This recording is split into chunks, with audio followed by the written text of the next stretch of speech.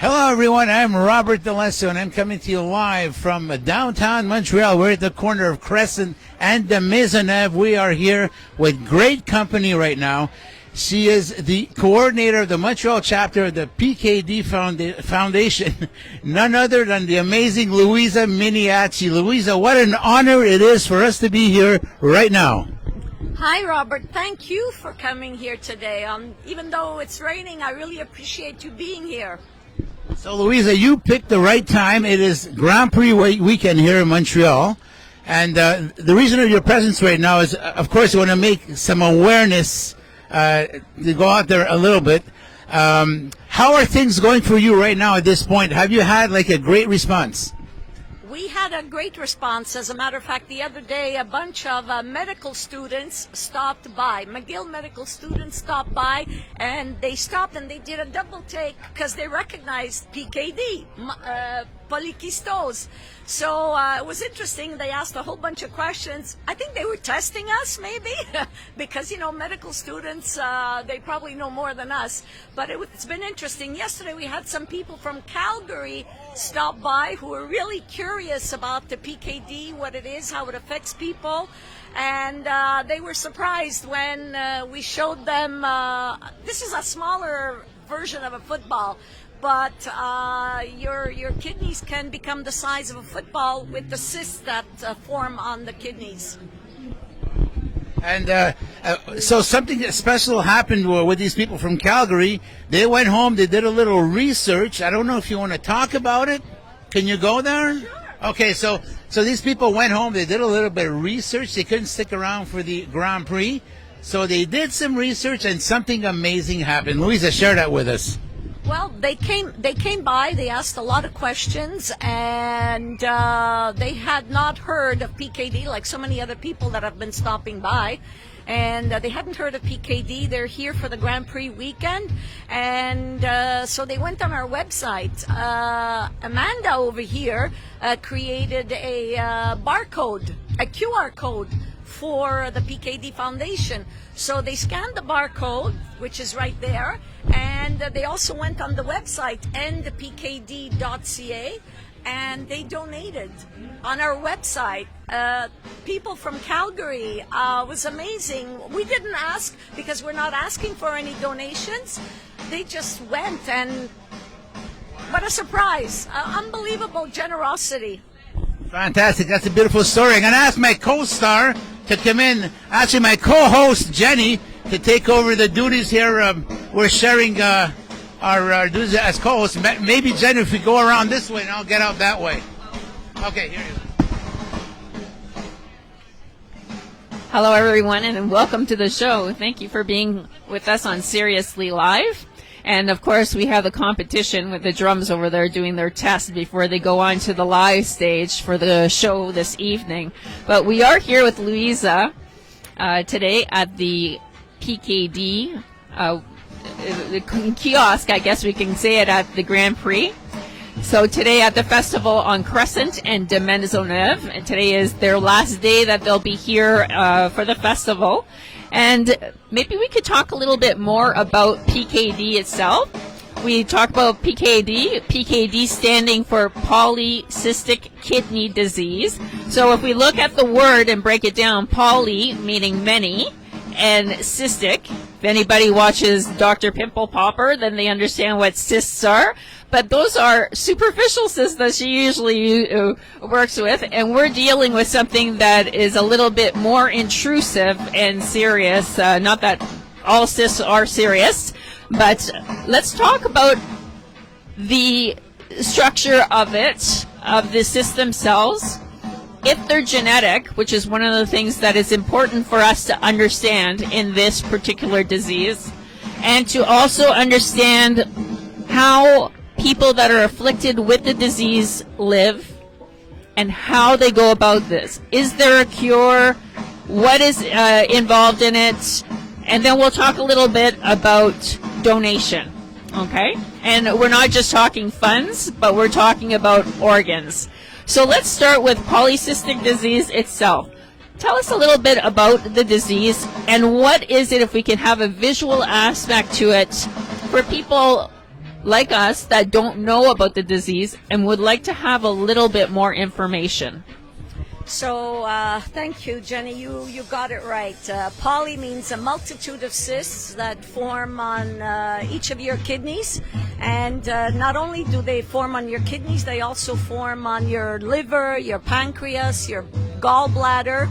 And so basically, if you make a fist, go ahead, make a fist. You make a fist, that's supposed to be the size of your kidneys. And the kidneys can actually become the size of a football. So this is even a smaller football. So let's just do a visual here as a comparison. So this means that my kidney is this size. This also means that if I was afflicted by polycystic kidney disease, that my kidneys could become as large as this. Now let's put this football next to you and see exactly the size. So that's why when we see visual pictures of people who are afflicted with polycystic kidney disease, that there is an inflammation that does happen in the stomach that is more protruding. And these could be the reasons why. So with the cysts growing and multiplying, the cysts contain fluid. So of course, think about, putting water in a balloon. Think about multitude of balloons on your kidneys and your liver. And so all these balloons that have fluid, they get bigger and bigger. And not only do they get bigger, they weigh. They weigh. So you're walking around with, possibly another 25, 30 pounds of extra weight. And you know what that does to your legs, your circulation, especially of your lower body. So the cysts in itself, they are not cancerous. So I just want to get that out. It is not a cancer. Unless you touch the cysts, unless something happens, things can go wrong. But the cysts in itself, if they are untouched, they are non-cancerous. But the thing is that they grow and become huge. They also cause kidney failure. So the majority of the people in their 40s, they start dealing with kidney failure. So some of the symptoms with PKD are things like high blood pressure. And, who doesn't have high blood pressure? So high blood pressure, cysts can rupture at any time, at any given time, without any warning. You can have blood in your urine. It can cause kidney stones. Polycystic kidney disease can also cause brain aneurysms. Didn't know that until 4 or 5 years ago. And so, besides bringing on kidney failure, there's everything that's involved because, your organs inside are placed there strategically, right? So figure these organs that are all getting bigger, what it does to the other organs, what it does to your digestive system, and what it does to everything else. So yes, like you said, they get big. So women who have polycystic kidney disease and have cysts on their kidneys and their liver, they look perpetually pregnant. And the men seem to have that beer belly look. My dad, when he was diagnosed, then I realized it wasn't just the pasta he was eating or the beer he was drinking. It was because of PKD. So it is a hereditary and genetic disease, which doesn't skip a generation. And I'm raising awareness because not only I have it, but my son has it. Like I've told you in the past, I made a promise to Dad to raise awareness for the sake of my son, but I also have a cousin. She has PKD as well. So this cousin, her mom was my dad's sister. She had PKD as well. She passed away last year. My aunt passed away last year. So I'm raising awareness so that, our future, our kids can have a better future. And here with me, I have my cousin's daughters, 2 of my cousin's daughters. She has 4 children.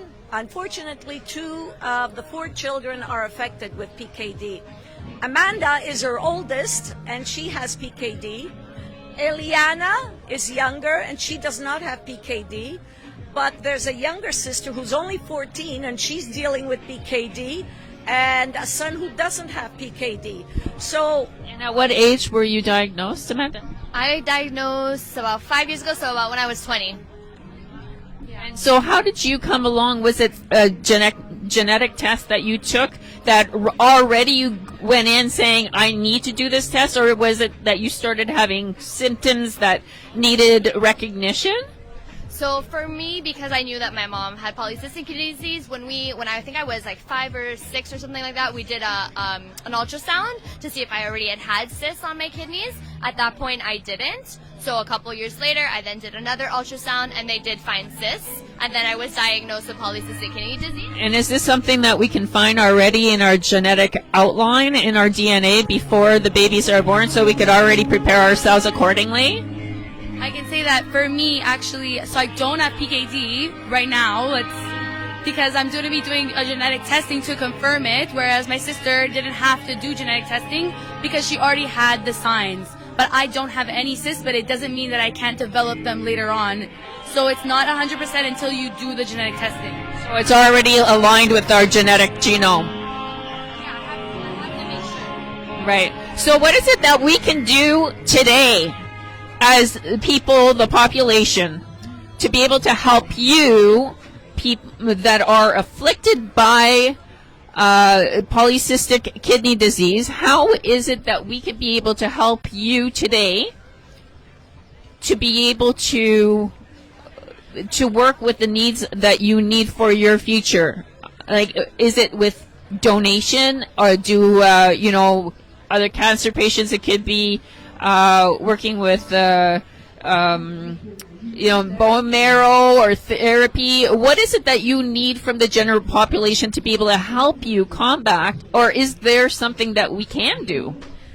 well, it starts with research. It starts with research. If we can, PKD is not a well-known disease. It's considered a rare disease, believe it or not. Although it affects 1 in 400 around the world, 1 in 400 to 1 in 1,000 all over the world.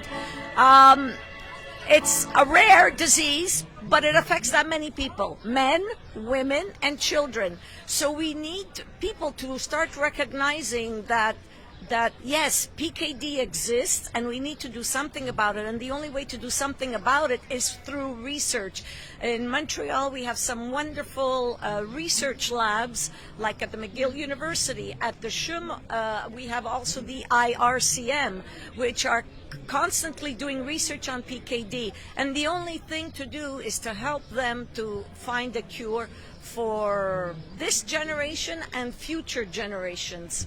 So should we be going out and signing our organ donation cards? I would definitely say there are 3 things to do.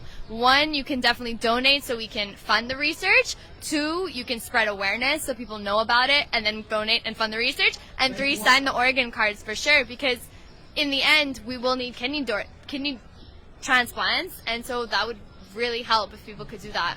And when we're dealing with organ donation, a lot of people think that we just need to sign the back of our driver's license. Is there really more to it that needs to be entailed in that? Is there a website that we need to go to ensure that that lineage is granted?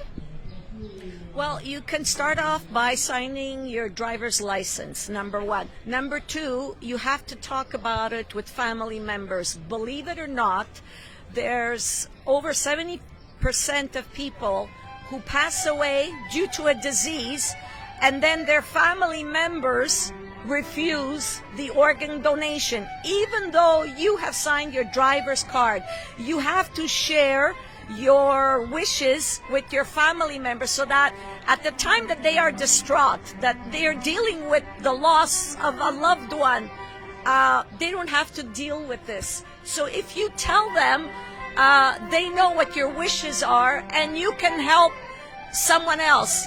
This is the most altruistic thing that somebody could do, is, giving life to somebody else, or giving a second life to somebody else, is the most,